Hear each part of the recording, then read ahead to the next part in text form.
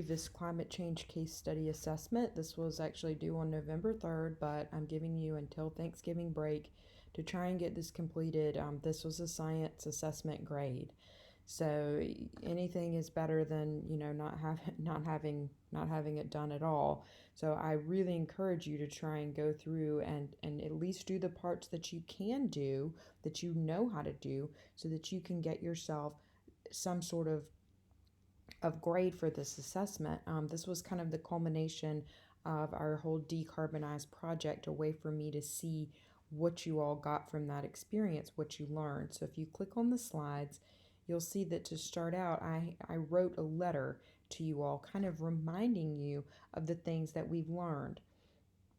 A lot of these experiences that we had were brought to us by different experts and videos that were available to all of the students, virtually and in person, and Zoom calls with different people. So these videos and Zoom experiences should have been things that you participated from, and I hope got something out of that. That's the whole point. When we have a Zoom with an expert or a person, or watch a video, I'm expecting you to be able to take that information in, and then apply it later on. And that's what this assignment is, an application of that learning.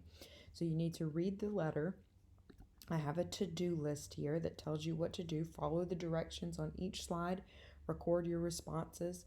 My instructions, which are written in red, can be deleted once you've recorded your responses. And then I have a rubric that you can look over. Now you kind of flip through, and you guys also have a really big advantage in me letting you do this later, because we've already done the presentation to Argentina and Turkey. So what I did in that presentation was I took answers that the students, from the ones who completed this assignment and turned it in, I took their answers and I put it into this kind of master presentation, a little bit of everybody's different work.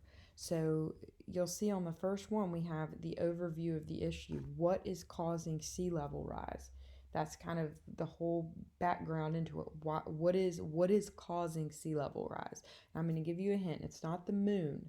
Some people got confused thinking about high tide, thinking I was talking about what causes high tide. No, I'm talking about sea level rise, a global rise in the average level of water in the ocean. Something is causing that. What is it? If you don't remember, you might need to do a little research and look it up. We've talked about this quite a bit. How is it affecting Tybee Island? I have a lot of slides where I said to use photos, and I said using your own photography is best. Well, obviously, many of you are not on Tybee, you're virtual. You can use photos that you found on the internet. If you don't have any photos on your iPad, that's fine. Now you have to go and you have to think about the impacts. So what are the impacts of sea level rise on Tybee? How is Tybee affected by this? What are the short-term impacts of this issue? And then you can add a few more photos. And then the long term. So in the distant future, way down 100 years from now, how might Tybee be affected by this? And then you have to think about the government response. This was our Zoom we had with Kathy Sack, as she talked about ways the Tybee Island Task Force is doing things. What else do you know about how the government is responding? Community groups. We had a video by the 100 Miles organization that we watched, which you can find in the Google Classroom stream. How did they help?